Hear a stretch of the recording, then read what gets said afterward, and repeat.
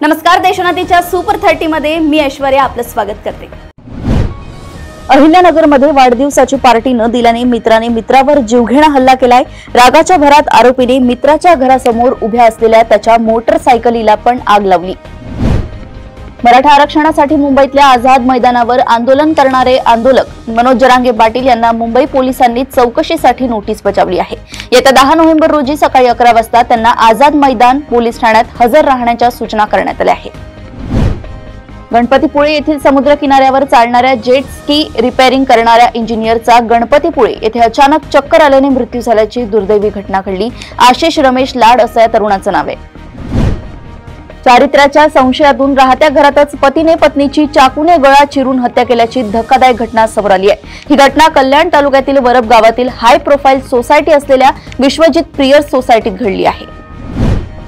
पलटण येथील महिला डॉक्टर आत्महत्या प्रकरणी महिला आयोगाच्या अध्यक्षा रुपाली चाकणकर यांनी केलेल्या वक्तव्याप्रकरणी त्यांच्याच पक्षातील नेत्या रुपाली ठोंबरे पाटील यांनी त्यांच्या विरोधात आंदोलन करत आवाज उठवला होता। अजित पवार यांच्याशी भेट घेतल्यानंतरही त्या रुपाली चाकणकर यांच्या राजीनाम्याच्या मागणीवर ठाम आहे। कोल्हापूर जिल्ह्यातील कळंबे तर्फे कळे गावातील जिल्हा परिषदेच्या शाळेत 5 वर्ग आणि 1 शिक्षक अशी शिक्षणाची बिकट अवस्था पाहायला मिळत आहे। त्यामुळे भावी पिढी घडणार तरी कशी असा सवाल गावकऱ्यांनी उपस्थित केलाय। मोबाईल चोरीच्या संशयातून नवी मुंबईतील माजी नगरसेवकाने त्याच्या सहकार्याच्या मदतीने एका व्यक्तीचा खून केल्याची घटना घडली आहे। या प्रकरणी तुर्भे पोलिसांनी दोन्ही आरोपींना अटक केली आहे। महाराष्ट्र राज्याचे उपमुख्यमंत्री अजित पवार यांनी राजीनामा द्यावा, अन्यथा महाराष्ट्रामध्ये तुमच्या सभा उधळून लावू, एकही पत्रकार परिषद होऊ देणार नाही असा इशारा भीम आर्मीचे राष्ट्रीय महासचिव अशोक कांबळे यांनी दिलाय। अलिबाग तालुक्यातील चोंढी येथील हल्ला प्रकरणी शिक्षा सुनावण्यात आलेले शिवसेना शिंदे गटाचे नेते आणि माजी समाज कल्याण सभापती दिलीप भोईर यांची तळोजा कारागृहात रवानगी करण्यात आली आहे। शिक्षा जाहीर झाल्यापासून भोईर अलिबाग येथील जिल्हा रुग्णालयात उपचार घेत होते।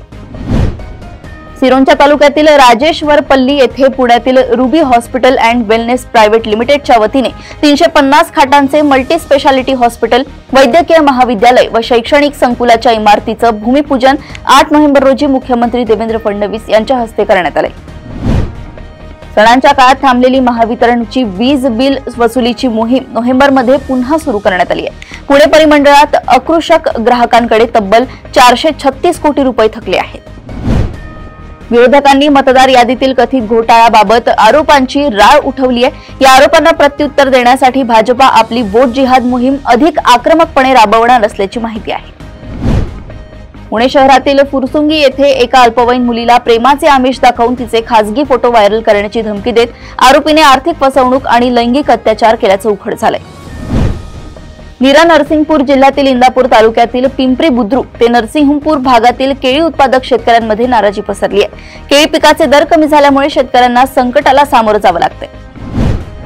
बुलढाणा जिल्ह्यातील मेहकर येथे पालवात राहणाऱ्या भटक्या समाजातील 1.5 वर्षांच्या चिमुकलीच्या मृत्यूनंतरही तिचा दुर्दैवाचा पिछा सुटला नाही। चिमुकलीचे पुरण्यात आलेले प्रेत भटक्या कुत्र्यांनी उकरून काढले आणि शरीराचे लचके तोडल्याची घटना समोर आली आहे। श्रीनगरमध्ये माजी सहकारी डॉक्टर आदिल अहमद रदर यांच्या लॉकरमधून AK-47 जप्त करण्यात आली आहे। या प्रकरणी UAPA अंतर्गत गुन्हा दाखल करण्यात आला असून पोलीस तपास करत आहेत। संसदेचे हिवाळी अधिवेशन 1 डिसेंबर पासून सुरू होणार आहे। राष्ट्रपती द्रौपदी मुर्मू यांनी याला मंजुरी दिली आहे। बिहार विधानसभा निवडणुकीच्या निकालांचे पडसाद अधिवेशनात उमटण्याची शक्यता आहे। देशाचे संरक्षण मंत्री राजनाथ सिंग यांनी भारतीय जनता पक्षाच्या पुढील राष्ट्रीय अध्यक्षांबाबत महत्त्वपूर्ण माहिती दिली आहे। बिहार विधानसभा निवडणुका संपल्यानंतर पक्षाला नवीन अध्यक्ष मिळेल असं त्यांनी सांगितलंय। उत्तर प्रदेशातील कानपूर येथे स्टंटबाजी करणाऱ्या टवाळखोरांमुळे एका युवतीचा जीव गेलाय।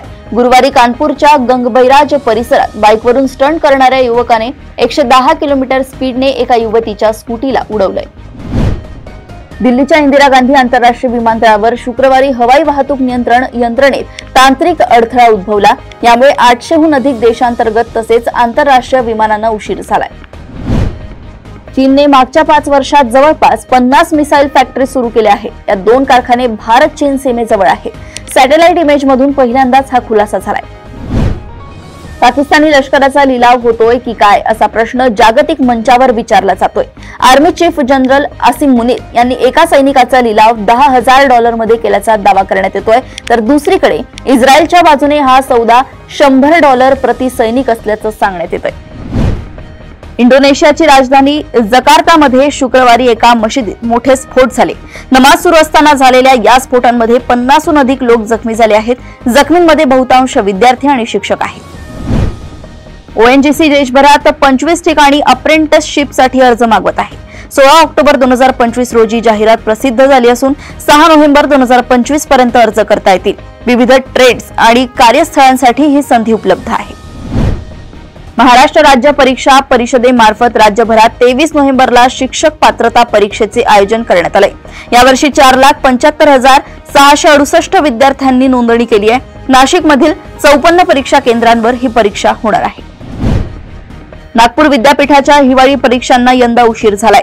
नवीन कंपनी आणि सॉफ्टवेअरमुळे प्रक्रिया लांबली आहे। परीक्षा अर्ज भरण्यास आणि वेळापत्रक जाहीर करण्यास अजून वेळ लागणार आहे। नोव्हेंबर अखेर किंवा डिसेंबरच्या सुरुवातीला परीक्षा सुरू होण्याची शक्यता आहे। भारतीय रेल्वेने तिकीट बुकिंगचे नियम बदलले आहेत। सकाळी 8 ते 10 या वेळेत आरक्षित तिकीट बुक करणाऱ्यांसाठी रेल्वेने आधार व्हेरिफिकेशन अनिवार्य केलंय। अशा परिस्थितीत आता केवळ आधार व्हेरिफाय युजर्सना तिकिटे मिळतील। रिझर्व्ह बँकेचे डेप्युटी गव्हर्नर टी रविशंकर यांनी डिजिटल फसवणुकीत वाढ होत असल्याचं सांगितलंय। सायबर चोरांना रोखण्यासाठी RBI प्रयत्न करत आहे। फसवणुकीचे पैसे परत मिळण्यासाठी म्यूल हंटर नावाची प्रणाली तयार केली गेली आहे।